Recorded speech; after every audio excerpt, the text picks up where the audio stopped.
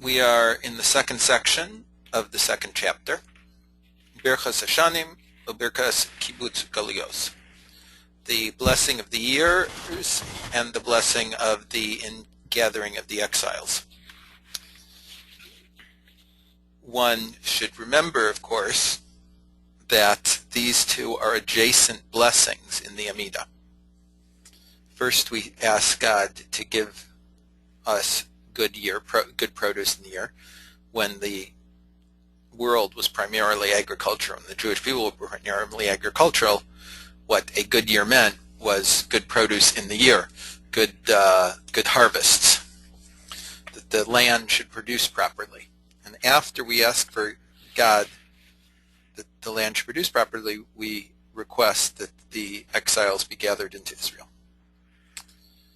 So Drukman writes, in this way we have completed the circle that we opened with the words of Rabbi Abba about the signs, the revealed signs of the redemption. We have clarified that the words of Rabbi Abba were based on God's establishing the rules of nature, that a pasuk from Vayikra, Chaf Vav Lamed Beis, Leviticus 26:32, and I will make the land desolate, and your enemies will be desolate that live upon it. That all of the time period of the exile, when the land of Israel was like a desert, the curse of desolation was blowing over the land. But when we saw that this curse of desolation began to be exchanged, and in its place there was the beginning of the blessing of fruitfulness. Ve'atem harei Yisrael anpechem titnu ufrichem tisa'u lami Yisrael ki karovo lavo. And now the mountains of Israel, your limbs should give fruit, should be raised up for my people Israel, because soon they will come. Yecheskel Lamed Vav Chet 36:8. K'she'eretz Yisrael hechala l'teitet piroteha b'ayin yafei la'am Yisrael hashav aleha. When the land of Israel began to give its fruit in good measure for the people of Israel that returned to it, Zeh siman hamuvhak legeula. This is the absolute sign of the redemption. Haketz hamegule, the revealed, the revelation of the end. Michael, I think you have your microphone on. Oh, sorry. No problem.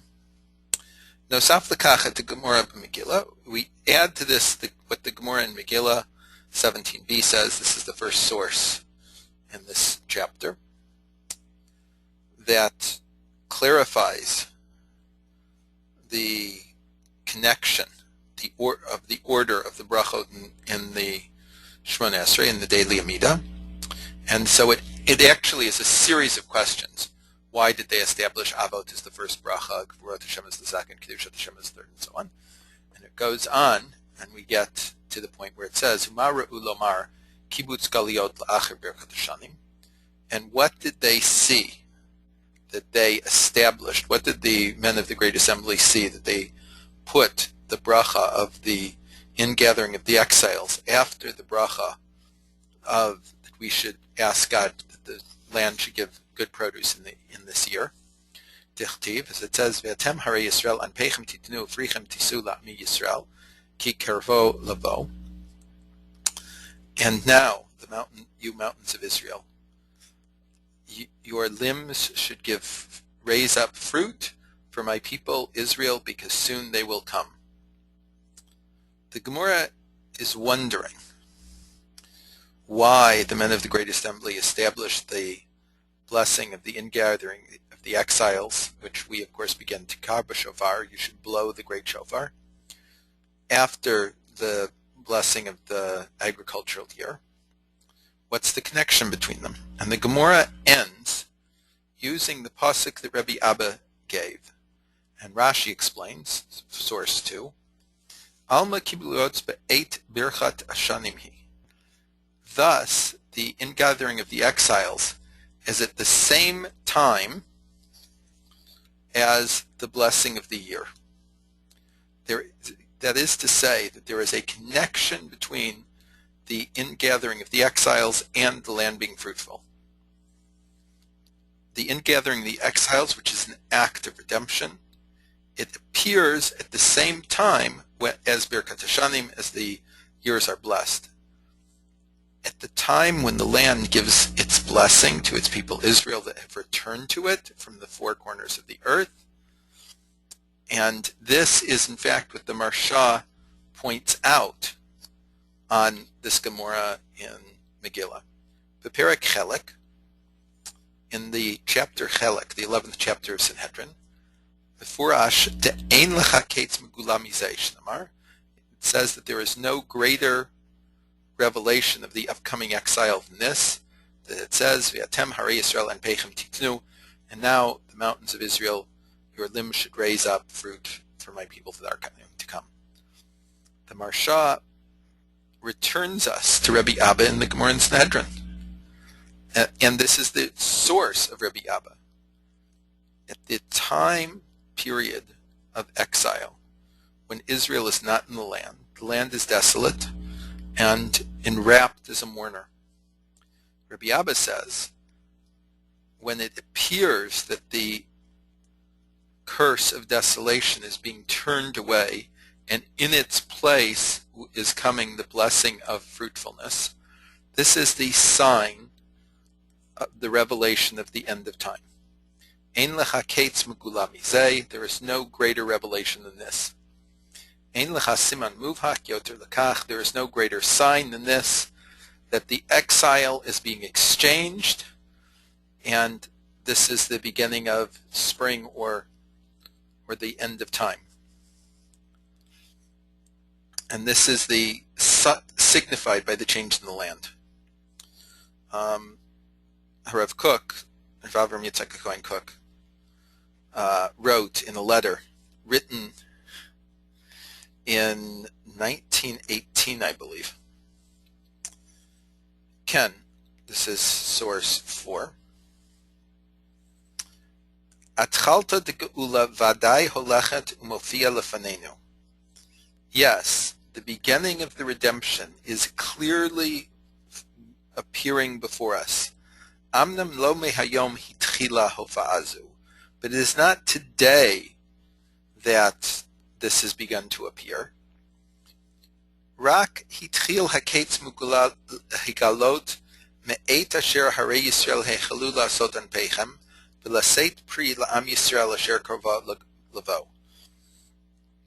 But it was from the time when the mountains of Israel began to raise up their limbs with fruit for the people of Israel that soon would come. Hitchila atchala zu. That was when this beginning begun. Tavarim elu nichtavu b'shnat tav reish ayin chet. This is written in 1918. And at that time, Rav Kook established that it was atchalta de geula, the beginning of the redemption. And he said that it had begun several decades before this. Was when the beginning of the revelation of the end appeared. When Jews returned to Eretz Yisrael, and Eretz Yisrael began to be rebuilt, and it began to give produce in good measure. This is the sign of the beginning of the redemption. This is the Ketz HaMeguleh, the revelation of the end. That is the end of the second parak. The third parak is on Kibbutz Galiot. And I would like to say something about Kibbutz Galiot before we start. That is a true story, but I think it is also tongue-in-cheek at the same time. Those of you that know the history of the State of Israel know that Ben-Gurion was prime minister for 4 or 5 years. He resigned from office. Moshe Shret took over as prime minister, and Ben Gurion was not happy with what Moshe Shret did, so he came back to politics and replaced him. But then, after a while, he got fed up with politics again, went into retirement. Levi Eshkol replaced him. He tried pushing Levi Eshkol out, but Levi Eshkol had gained control of the Labor Party, and the Labor Party was fed up with Ben Gurion, so he wasn't able to come back another time. However, when he caught the nation by surprise when he resigned as prime minister, and someone asked his cabinet secretary why Ben Gurion had resigned, and he said, well, he has fought the wars of Israel and defeated all of her enemies surrounding her. He achieved the ingathering of exiles, and then he had to sit in the coalition government. So, Kibbutz Galiot, the ingathering of the exiles. Hagula HaMashichit v'Kibbutz Galiot, the connection between the Messianic redemption and the ingathering of the exiles. In this chapter, we will deal with the great meaning of the ingathering of the exiles of Israel, and how its connection to, and how it perhaps it is a harbinger of, the process of redemption. Let us begin with the Rambam in Hilchos Melachim, chapter 11, Halacha Aleph. Hamelech HaMashiach Atid la'amod ula'achzir malchut David liyoshna v'lomemshala harishona uvonei hamikdash. The Messianic king that in the future will stand up will return the kingdom of David as it was of old, and the first kingdom, and he will build the temple. Mekabetz nidchei Yisrael, he will gather the scattered ones of Israel. V'kol mi she'enu ma'amin bo, and anyone that does not believe in this, or mi she'enu mechakei leviato, or someone that does not wait for his arrival. Lo b'shar nevim bilvad hu kofer, it is not only with the other prophets that he is in denial, ela b'torah Moshe Rabbeinu, but it is the Torah of Moshe Rabbeinu. Shari haTorah he'ida elav, because the Torah itself testifies to this fact. That is to say that one does not believe in the coming of Mashiach. He is not only denying the truth of the prophets that prophesied about it, but he's denying the essence of the Pentateuch. Because it is also in Chumash itself that we are told about the redemption. But when we look in the Torah, we don't find, apparently, not even one place where it talks about Mashiach. The Rambam points to another source in our Torah for this. And the Rambam continues, Shenamar, as it says, V'shav Hashem Elokecha et shvutcha v'richamecha, and the Lord your God will return your remnant, and he will have compassion upon you. V'shav v'kibetzcha mikol hamim, and he will go and he will gather you up from all of the nations. Im yeh nedachacha b'ktzei hashamayim misham yikabetzcha Hashem Elokecha, if you will be scattered to the ends of the heavens, from there the Lord your God will gather you. V'yaviacha Hashem Elokecha el haaretz, and the Lord your God will gather you to the land. This pasuk may be familiar to you because it is part of the Tefillah L'Shalom Medina. It is part of the prayer that we say for the welfare of the state of Israel. From the words of the Rambam, it comes out that the source in the Torah for the coming of Mashiach is the guarantee of the resurrection, of the gathering of the exiles. Rav Tzvi Yehuda Kook, Zitzal, brought a source for the Rambam that the ingathering of the exiles is related to the messianic thing, from the Gemara, and from the appearance of the Mashiach. From the Gemara in Chulin, Samach Gimel Amud Aleph, Racham, the Racham, the bird. Zu Shirak Rak, this is the Shirak Rak.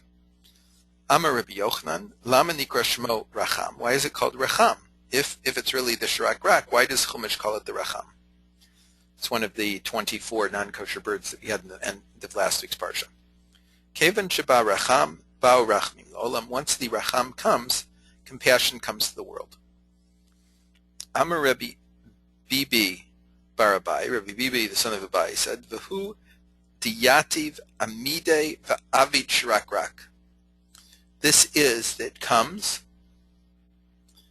and it stands, and it starts whistling. V'gemire di'iyati v'ara v'sharik ata mashicha.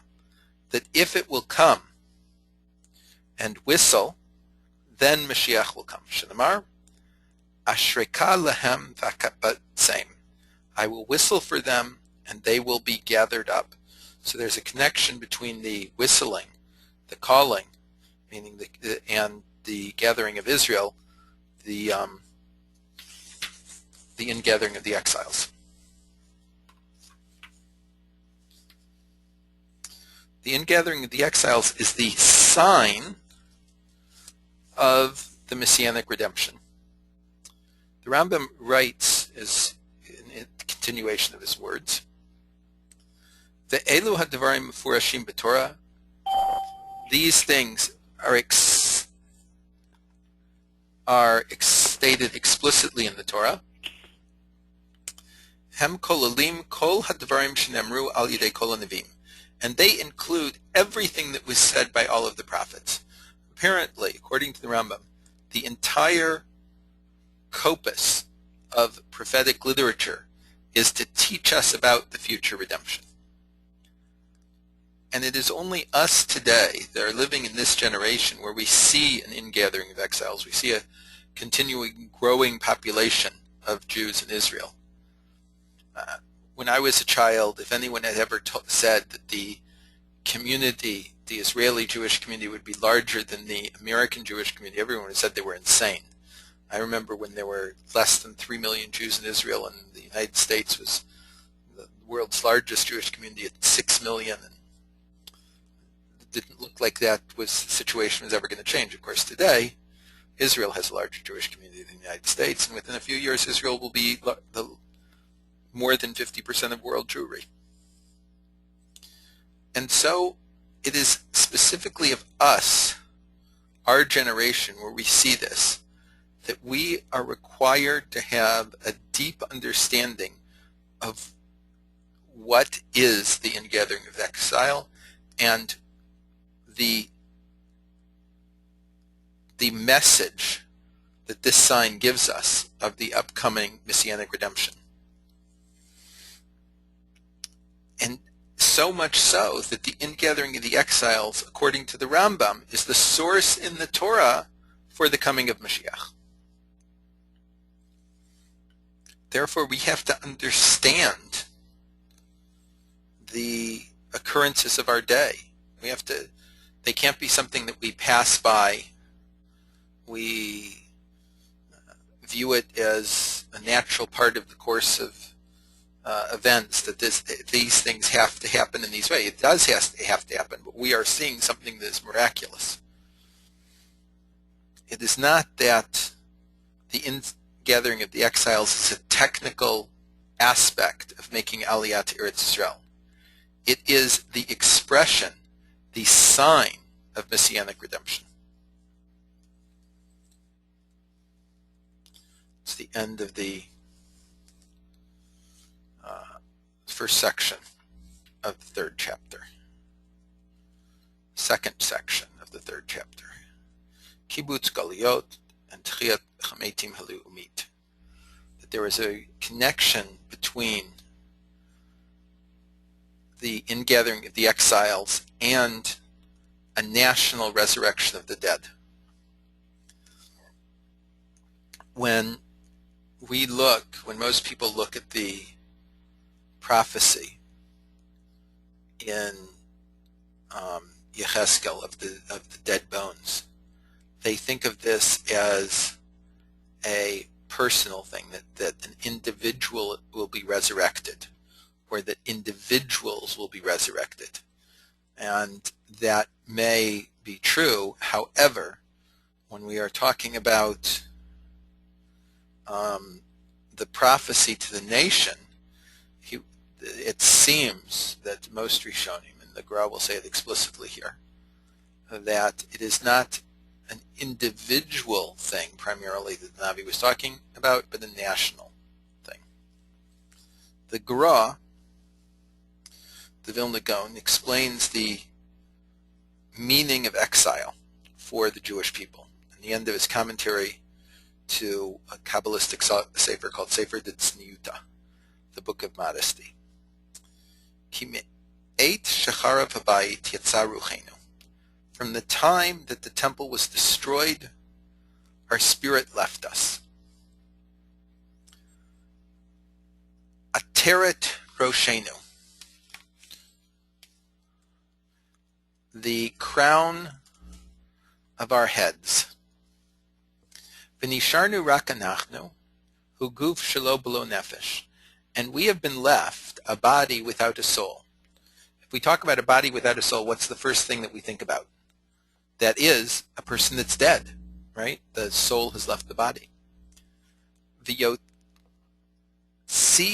l'chutz la'aretz hu hakever, and going out to the lands outside of the land of Israel is the grave. V'rima misovevevet aleinu ve'en beyadenu lahatzil, and rot and worms surround us, and we cannot save ourselves. Hen goyim ha'ochlim b'sarenu, these are the nations that eat our flesh. Think of the pogroms of Eastern Europe, almost every place that Jews have ever lived. Umikol makom, nonetheless, hayu chaburot v'yeshivot gedolot, there were groups and great yeshivot, ad shnirkav basar, and this will continue until the flesh is completely rotten. V'atzamot nivzaru, pizur ar pizur, and the bones will be scattered, scattering after scattering, time after time. Umikol makom, nonetheless, hayu adayin hatzimot kayamot, the bones are still there, they're still extant. Shena talmidei chachamim sh'Yisrael mamidei haguf, these are the scholars of Israel that hold up the body. Ad shnirkavu ha'atzamot, until the bones themselves, the talmidei chachamim themselves, will be rotten. V'lo nishar ela tarvad rekev, and all that will remain is tarvad rekev mi'itanu, from us, v'nasei afar, and it will become dirt.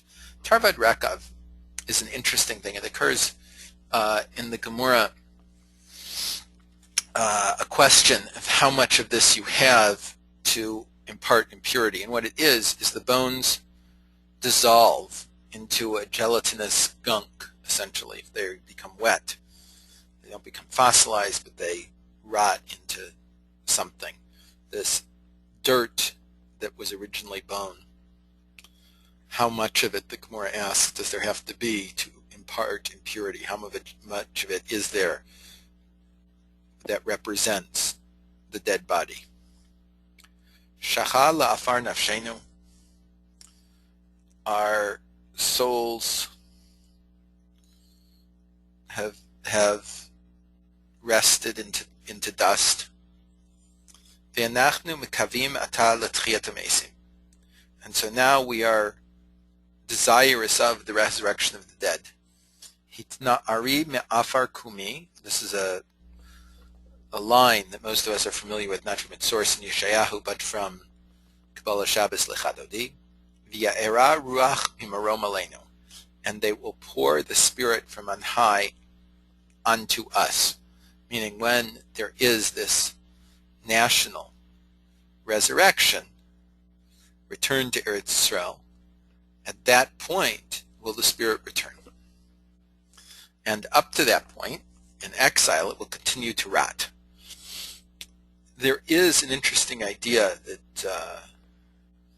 has been explored many places. It's an aside here. It's not truly what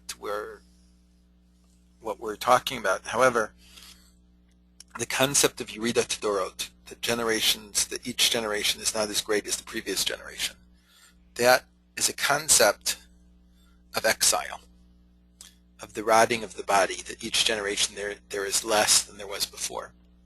However, when Klal Yisrael was in Eretz Yisrael, you see, when you look at the Gemara deciding which of the Nevi'im were greater than others, it's not a chronological list, because it's a living organism. It's possible for a son to be greater than the father, as long as it's alive. When it's in exile, that cannot be.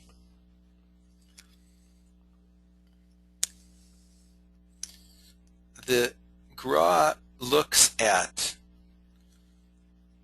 the historical process that the Jewish people went through in Israel like the body of a dead person, that the soul has been taken from it. The destruction of the temple was the same as the taking of the soul of the Jewish people. And when a person's soul has been taken from him and he's buried, thus was for all of the Jewish people.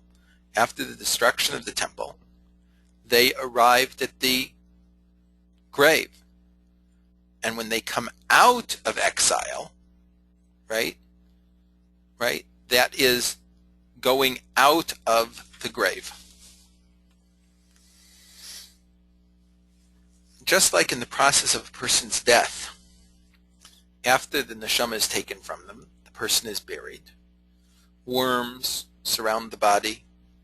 The flesh begins to rot. The bones will last much longer than the flesh, but if you dig up a skeleton that's been in the ground for a long time, the bones are no longer connected. They begin to be scattered in the earth. So too was the exile of the Jewish people.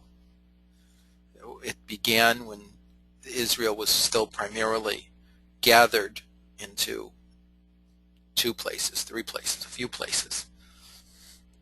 And slowly they became more and more scattered. The bones became scattered, so to speak, that held up the body. So too were the Talmidei Chachamim that strengthened the people of Israel. It might be an interesting thing that it could be, it's another sign, I'm positing this, I haven't seen it from anyone, it's my own idea, that the fall in standing of Talmidei Chachamim in the world is a result of the continued decay of the body. And the Gaon says, "V'lo nishar ela tarvad rekev mitanu v'naasei afar, shachar la'afar nafshenu, v'nachnu mekavim ata l'tchiyat hametim." And all that remains, the Vilna Gaon says, talking about his own time, is this ghoulish drool of bone that is becoming dirt itself, and our souls are brought down to the dust, and we are hoping now for the resurrection of the dead. The Gra was not talking about individual resurrection, he's talking about a national resurrection. And it's clear from the verse, Hitnari me'afar kumi shivi Yerushalayim. The pasuk that the Gaon quotes continues. He quotes the first half, assuming you will know the rest. Wake up, stir yourself from the dirt. Get up, return to Yerushalayim. Hitpatchi mosrei tzavarech shivia bat Tzion. Remove the chain from your neck, the captive of the daughter of Israel. It comes out of the words of the Gaon that exile is the grave. The grave of Israel was buried in it, and therefore, on the other side of that coin, the ingathering of the exiles is the national resurrection. In terms of the comparison between the body in the grave and the situation of the Jewish people in exile. This was already talked about by Rabbi Yehuda Halevi and the Kuzari. The Kuzari is a very famous book, but very few people actually read it. The Kuzari, of course, was written based upon when the news reached far Western Europe that there had been a kingdom of the Khuzars in what is present-day southern Russia, the Ukraine, where the king of the Khuzars converted Judaism along and then brought his nation with him. Rabbi Yehuda Halevi created a question as to why the king would convert.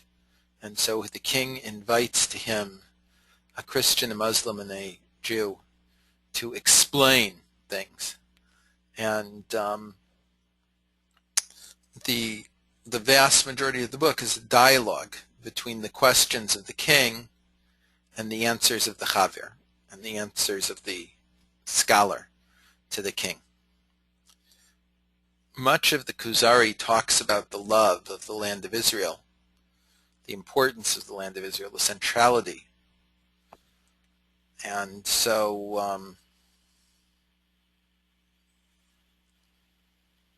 here we have in second section, paragraphs 28 to 30, the Chaver explains to the king of the Khuzars that the Aron in the temple is the heart. And from it comes out two sets of wisdom. The wisdom of the Torah, and those that carry it with the Torah, the Kohanim, and the wisdom of prophecy, and those that carry it are the prophets. And they are the heads of the people. Meshiv Melech HaKuzar, the king, or in source 3, the king of the Khuzars answers, Im ken, atem hayom below rosh ubelow lev. So too today you are without a head and without a heart. Sheken ain't lechem lo kohanim v'lo nevim, because you do not have kohanim in that province. What he means by you do not have kohanim is you don't have kohanim that are doing the avodah in the temple. One lo hachaver, the scholar responds, Ken, this is true. Ken hu kasher amarta. Thus it is just like you said, that we are, in fact, a dead body. V'od, not only this, v'lo guf, we don't even have a body. Aval atzmot mefuzarot, but we have scattered bones. K'mo atzmot ha'yivashot asher ra'a Yecheskel, just like these dried out bones that Yecheskel saw. Vim kol zeh melech Kuzar, and even with all of this, king of the Khuzars, hatzmot asher nishar behem teva mitivei hachayim, these bones remain within them something of the nature of life. The kvar hayu kalim l'rosh u'lelev, and even if it has already been at the end of the head and the heart, ruach v'nefesh, the spirit and the soul, v'seichel and wisdom, tovim mehagufot hamitzuyarot me'evan b'sid b'rosh ve'inayim ve'oznaim. Nonetheless, they are better than the gufot, the bodies, meaning statues, idols, that are made out of or drawn out of stone and lime, the head and eyes and ears, the kol averim and all of their limbs, v'lo chala behem me'olam ruach haya, but they never had with them a living spirit. Yevshar shiachol behem, and therefore it is impossible that there will ever be with them in them a living spirit.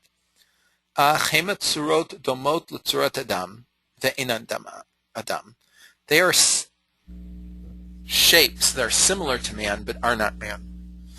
It's very interesting. The Ibn Ezra, in his Piyut Libiu Basari Yerananu El Chai, talks about, has one verse that's, so to speak, a conversation about Islam.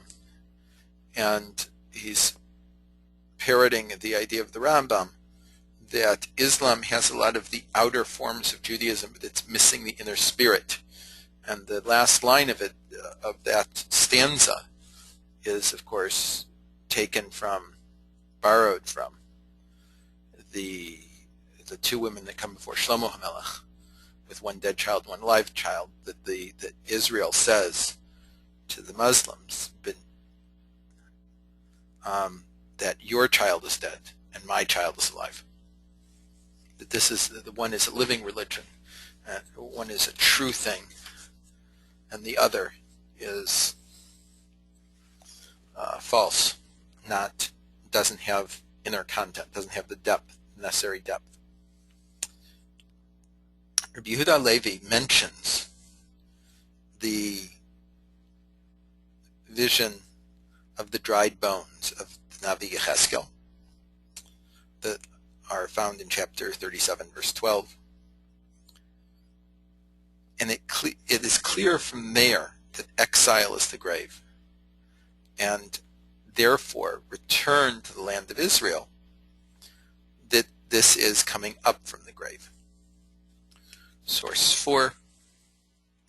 Lechen hinabeh ve'amarta alehem. And thus you will prophesy and you will say to him. God is speaking to the Navi Yecheskel, and it's an interesting thing that happens, and it's really only to Yecheskel that you have this ongoing statement of Yecheskel being ordered to give a specific prophecy to the Jewish people. Ko amar Hashem Elokim, thus says the Lord God, Hinei ani poteach kivrotechem. Behold, I will open your graves, v'haleti etchem mikivrotechem, and I will bring you up from your graves, Ami, my people. V'haveti etchem el admat Yisrael, and I will bring you to the land of Israel, to the dirt of Israel. It's very clear from this that he's talking about Ami, my nation. It's not an individual prophecy that he's talking about. He's talking about a national prophecy. And to understand this properly, I think we have to go back and look at the historical circumstance that Yecheskel found himself. Yecheskel is really the only prophet. Remember, Daniel isn't a prophet. He's in the Ketuvim. He's not really considered a prophet, but he's the only one of the prophets that are recorded in Nevi'im that lived Chutz La'aretz after, of course, the entry into the land of Israel. Before that, of course, there are Nevi'im Chutz La'aretz, but once Yahushua enters the land, there are no more prophets Chutz La'aretz except for Yecheskel. And he is prophesizing to the kingdom of Yehuda that has been exiled and that is now in Bavel, where the much larger kingdom of Yisrael, the 10 tribes of Yisrael, had been exiled 100 years earlier and had completely and totally disappeared off the face of the earth. So he has prophecies about how they will come back. But to them it may have seemed, at least at the beginning of Yecheskel's prophecy, that once you're exiled, it's over. That would happen to them would be the same fate as happened to the 10 tribes. They would simply disappear off the face of the earth. And Yecheskel is saying, no, you will be resurrected nationally. You will be brought back to the land. So we see explicitly that the prophet is talking nationally about the resurrection of the dead, not an individual resurrection of the dead. Rashi explains this pasuk not here, but in the Sanhedrin. Shaya miramez lehem ala galut ka'adam meit shechazer v'chai. Rashi says that Yecheskel is hinting to them that just like a man that dies can come back to life, Kach Yisrael yeshuvu min hagalut, so too Israel will return from the exile. It's interesting that at least in our time, many people have said it's more natural for a people to return to its land and to develop in its land and to grow in its land and so on than it is to think of a person coming back to life. However, people that grew up on Nevi'im, as these exiles clearly had, knew the stories of Eliyahu and Elisha resurrecting the dead children, and therefore the idea of a person being resurrected was probably much more reasonable to them than a national resurrection. Bria Mechudeshet, next section, a new creation. In the 102nd Psalm, it describes the return of Israel to their land. Tefillah la'ani ki yatov, v'lifnei Hashem yishboch sicho. The prayer of the poor, meaning the person without land, because he enwraps himself in his suffering apparently, and before God he pours out his speech, his prayer. V'yata Hashem le'olam toshev, and you, God, sit forever. U'zechrecha l'dor b'dor, and you remember for all generations. V'yata takum terachem Tzion, and now you should have mercy on Zion. Ki eit l'chonana, because it is the time to have compassion upon her. Ki v'amoed, because the season has come. Ki ratzu avadecha et avaneha, because your servants desire your stones. Vet afra yechonenu, and they find its dirt, the dirt of Eretz Yisrael, finds favor in their eyes. Think of all the stories of the people returning to Eretz Yisrael and rolling in the dirt. This is very common. Those of you who learned Ksubos, toward the end, when it prays Eretz Yisrael, many of the Tanaim, Amoraim, when they were able to make Aliyah to Eretz Yisrael, they would roll in the dirt to show how beloved it was to them, work it, and so on. Viru goyim et Shem Hashem, and the nations of the world will fear the name of God, v'chol malchei haaretz et kvodecha, and all the kings of the land will have awe of your honor. Ki bana Hashem Tzion, because God builds Zion, v'nirei b'chvodo, and he will be seen through the order of the honor of the rebuilding of Zion.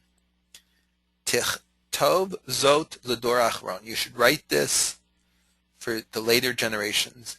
Va'am nivra yehalaluka, and the nation that will be created, meaning it's talking about, as we'll see in Rashi in a minute, that it will praise God. On the last pasuk, and you will write this for all generations. The nation that has been created will praise God.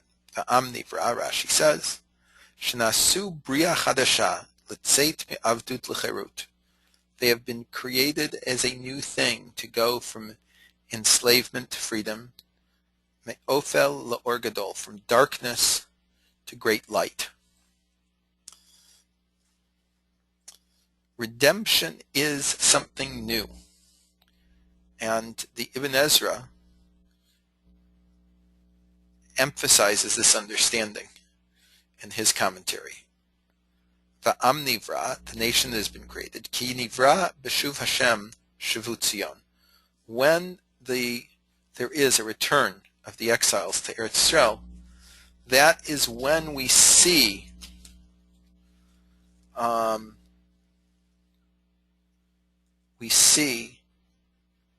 that they are created as a new form. It's interesting, you see it constantly in modern Hebrew literature over the last 65 years, that there is talk of the new Jew, the Jew of the land of Israel that is different inherently in the way he reacts to things, in the way he acts. Everything about him is different than the Jew of all the previous generations. And perhaps that's part of what he's talking about here, that the expression of coming out of exile, returning to Eretz Yisrael, creating a land,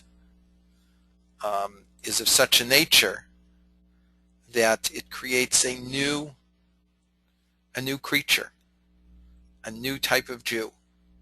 Not the Jew that lived in the land of Israel before the exile was not the same type of Jew that lived in the exile. He is different. And when we return, it is the returning to the original form. The next section, Kibbutz Galiot, Atchalta Tegeula. The gathering of the exiles is the beginning of the redemption. And the year 1891, Erev Shabbos Kodesh Parshas Metzora, that would be the same as this Friday. Rabbi Yehoshua Mikutna, who we discussed in the beginning, wrote in the Tshuva and Yeshua Smalto, Vein Sefek Shehi, there is no doubt that he's writing about the mitzvah of dwelling in the land of Israel. Mitzvah Gedola, it is a great mitzvah. Ki kibbutz hu atchalta tegeula, because the gathering of the exiles is the beginning of the redemption.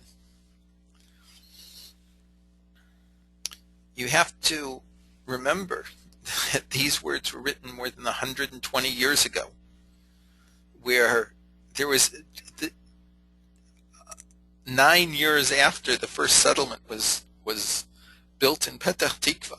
There was almost nothing extant at that time of a new settlement in Israel, yet he is saying already that this mitzvah is the beginning of the redemption.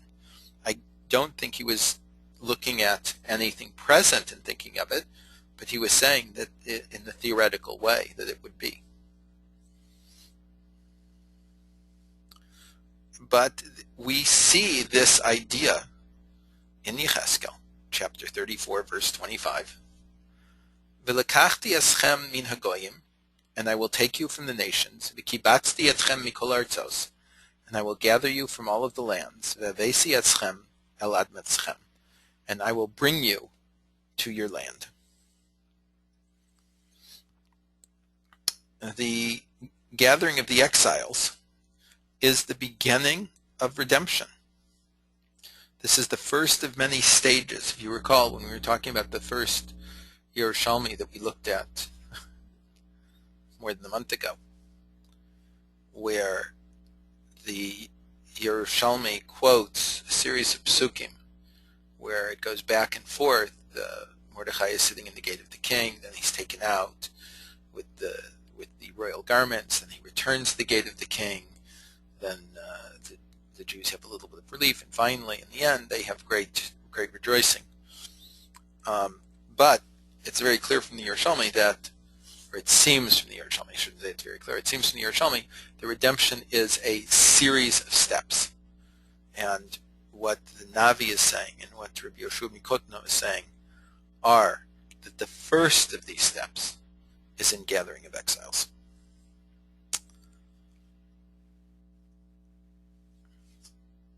It's only after this that we can get to 3 more stages.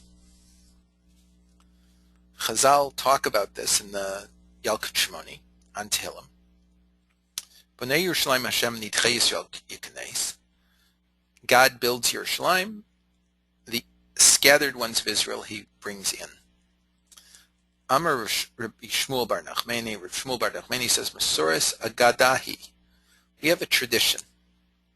She'ein Yisrael nivneit ad sheyikansu hagaluyot. That Jerusalem will not be built until the exiles are brought into her.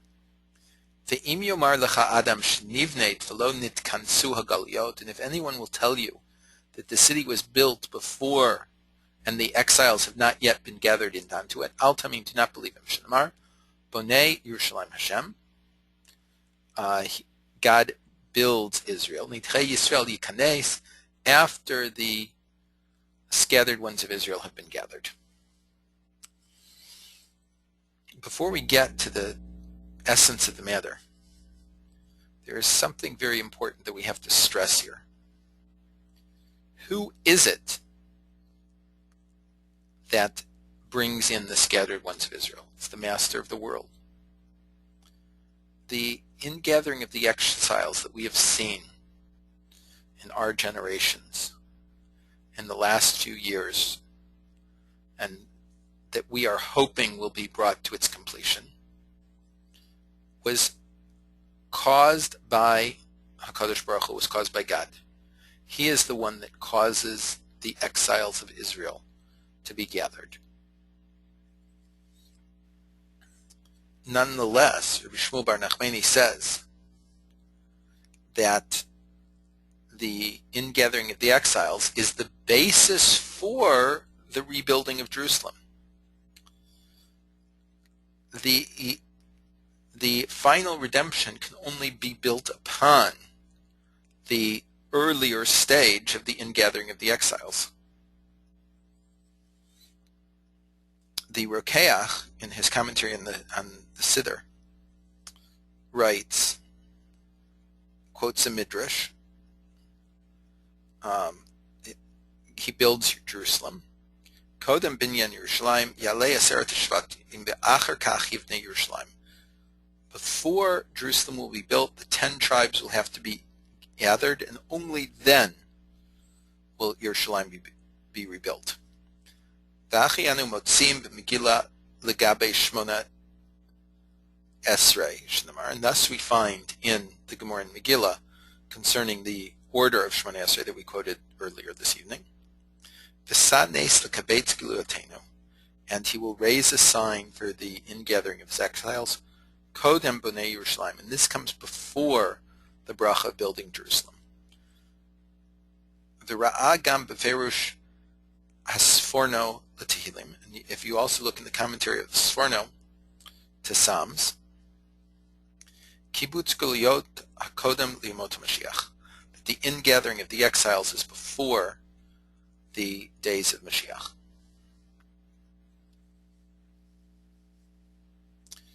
It is important to note that the construction of Yerushalayim includes the construction of the temple. And it is required that the scattered ones of Israel be returned to the land of Israel before the temple can be rebuilt.